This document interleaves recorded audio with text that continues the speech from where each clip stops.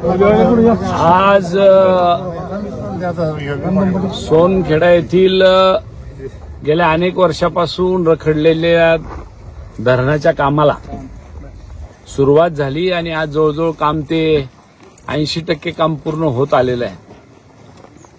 2006 ची मंजुरी असलेलं धरण आजपर्यंत प्रलंबित राहिलं आणि त्या प्रलंबित कामाला भेट द्यायला आमच्या समवेत आलेले माजी आमदार सन्माननीय चंद्रकांतजी दानवे साहेब, त्याचबरोबर जिल्हाध्यक्ष राजाभाऊ देशमुख, रमेश पाटील गव्हाड, तसेच आपले रामधन कळंबे पाटील, आमचे शिवसेनेचे तालुका प्रमुख मुठ्ठे साहेब, काँग्रेसचे तालुका अध्यक्ष शिंदे साहेब, त्याचबरोबर जिल्हा परिषदेचे माजी अध्यक्ष वानखेडे साहेब आणि त्याचबरोबर गवळी सुरेश गवळी, कळंबे साहेब, शेवत्रे साहेब, सगळीच मान्यवर मंडळी.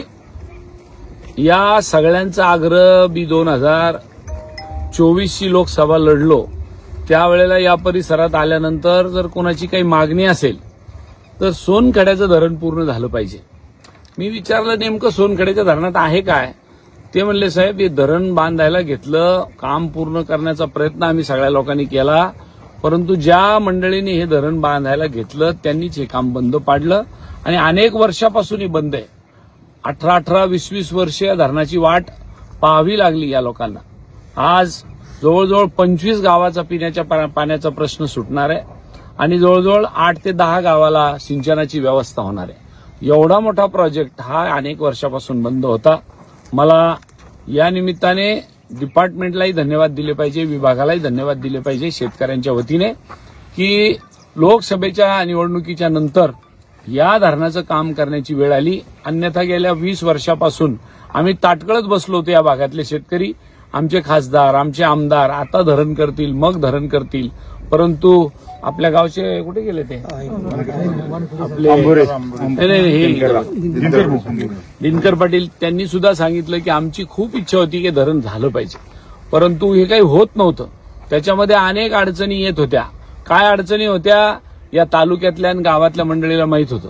ज्या वेळेला निवडणूक यायची त्यावेळेला परत एकदा धरणावर नारळ फोडलं जायचं, परंतु दर 5 वर्षांना फक्त यांना नारळच फोडायला मिळाले, धरण काही झालं नाही. या वेळेला लोकांनी लोकसभेच्या निवडणुकीमध्ये निकाल बदलला आणि लोकांनी आग्रह धरला आणि मनगट धरून मला सांगितलं की साहेब काही झालं तरी तुमचं एकमेव काम आमचं काय झालं पाहिजे जाफराबाद तालुक्याचं, तर सोनखेड्याचं धरण झालं पाहिजे. आणि ते धरण आज या ठिकाणी लेंडी आणि काळणा या दोन्ही नद्याच्या धार दाबायचं काम आता संपत आलेलं आहे.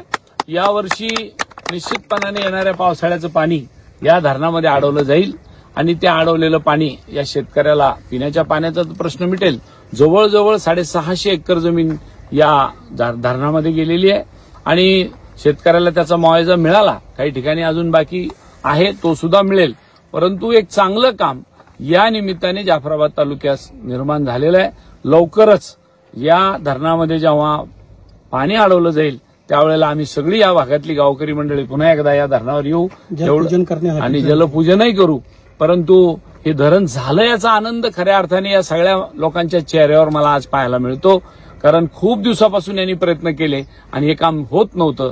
सुदैवानं ह्या कामाला आपल्या हातानं सगळ्यांच्या योग आला आणि सगळ्यांनी मिळून हातभार लावून हे काम पूर्णत्वास नेलं. त्याबद्दल मी अधिकारी आणि आपल्या परिसरातील सगळे नागरिक आणि शेतकरी या सगळ्यांचं या ठिकाणी आभार मानतो, त्यांचं अभिनंदन करतो आणि ज्यांनी हातभार लावला त्यांना धन्यवाद देतो. थँक्यू.